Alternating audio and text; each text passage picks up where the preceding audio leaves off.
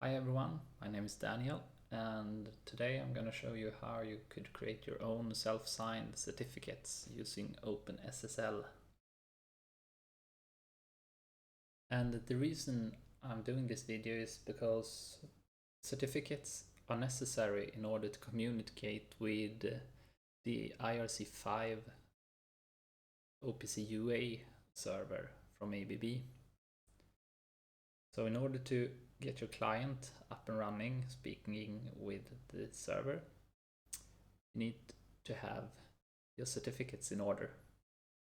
And that's what I'm gonna walk you through today. And in order to follow along, you need the following prerequisites. Of course, you need the OPC UA server. You also need to have OpenSSL installed and an OPC UA client that you can test it out with in the end. So if you don't have all of these, then I recommend you to pause the video and look at the links below. So the IRC5 OPC UA server accepts the following security policies.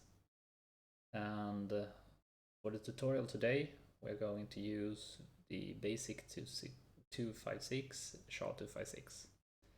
And as a security mode, we would use sign and encrypt. And as you can see, OPC UA has the possible modes of sign and encrypt, sign and none. And this is the catch. None is not supported by the IRC5 OPC UA server. That's why we need to create a certificate in order to be able to communicate with the server. And one thing to add here is that most of these test clients out there, they have this pre-made certificates, so you don't really have to deal with that. You just need to set the correct security policy in the settings, and then you will be up and running.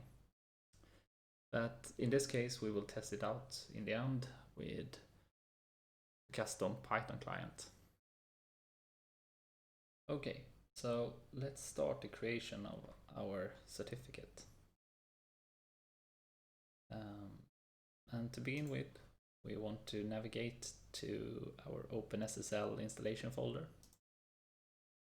This program files, OpenSSL Win64 in my case, and go into the lib folder. And from here you can go to File and open Windows PowerShell. Command prompt will do it as well. And then we type OpenSSL. And then the first command we want to type in would be the following.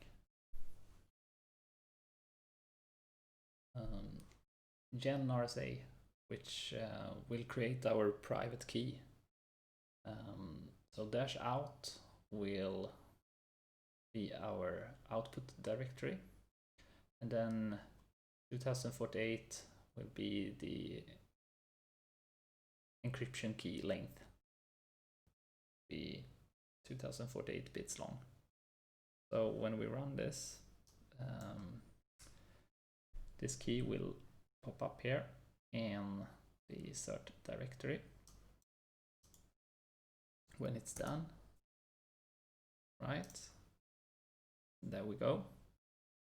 And as you can see here, we have one more file. This file is a configuration file that will be used in the next step when we create our certificate. And you might want to read this through and change the values according to your needs.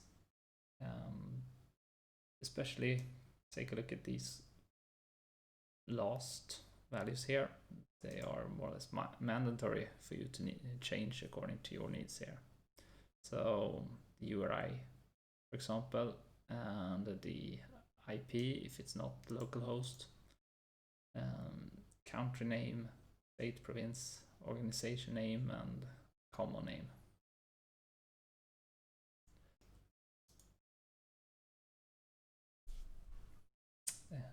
This configuration file is not mandatory to use. You can also skip the configuration file and instead manually input all of these values as you create the certificate. But I would say that the configuration file is quite convenient to type this in up front and then just use this as an input when creating the certificate.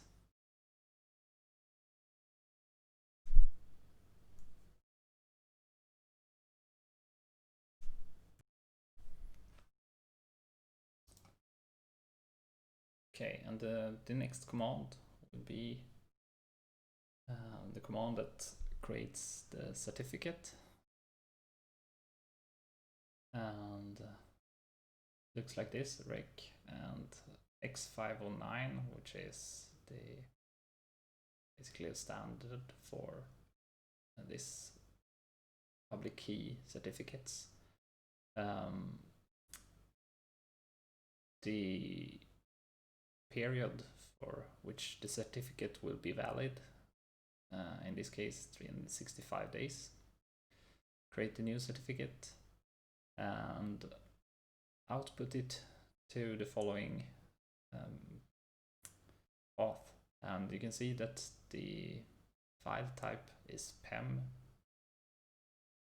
in this case too. And next we specify the file path to where we saved our private key. And the last step is to specify the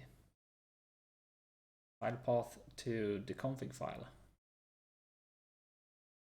So by running this, we get another file like this.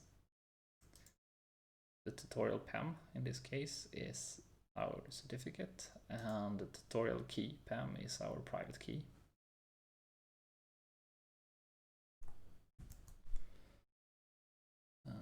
But we want to use the more common format that is .der. So what we need to do in the last step is to convert our tutorial.pem certificate to .der format. And that is done with the following command: x509 outform be the .der format, and the input is the PEM certificate that we created, and the output will be the new certificate, which will be named tutorial as well, but .der. So let's run that one. Now you can see tutorial.der and type security certificate. So now we have our certificate and our private key.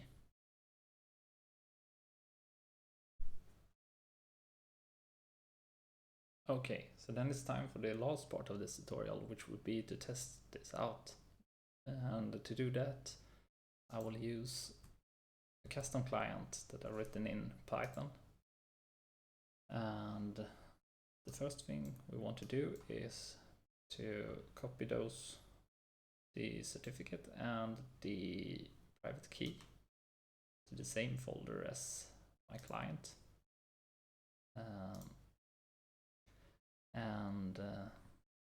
The next thing will be to insert the name of this, which is tutorial in both cases.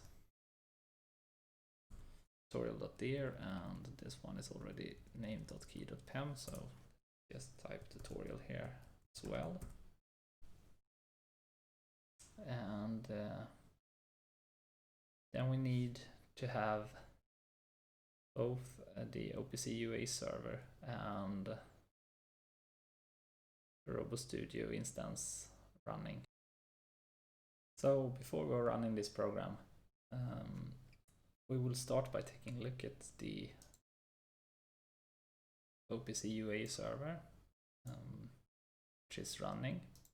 And if we go to the tab client certificates, we can see that we don't have this certificate that we named OPC UA client or something like that in the trusted list, which means that when we first run this program, it will fail and pop up as rejected. So we will have to trust the certificate before it will work. So let's do that. And as you can see, it does not work.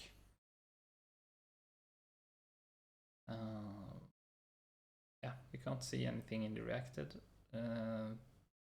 window before we click refresh. So when we click refresh, we can see that the Python OPC UA client certificate pops up here. And it's valid for 1 year, which was what we set when we created the certificate.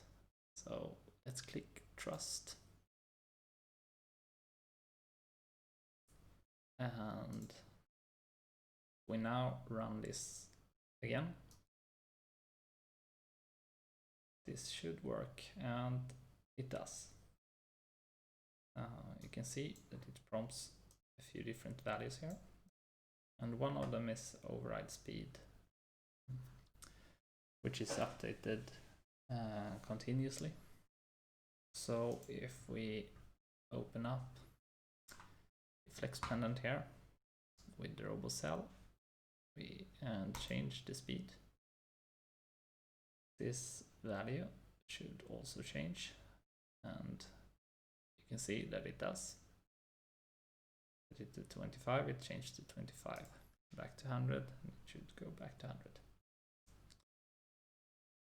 Okay, that was it for this tutorial. Take care, bye.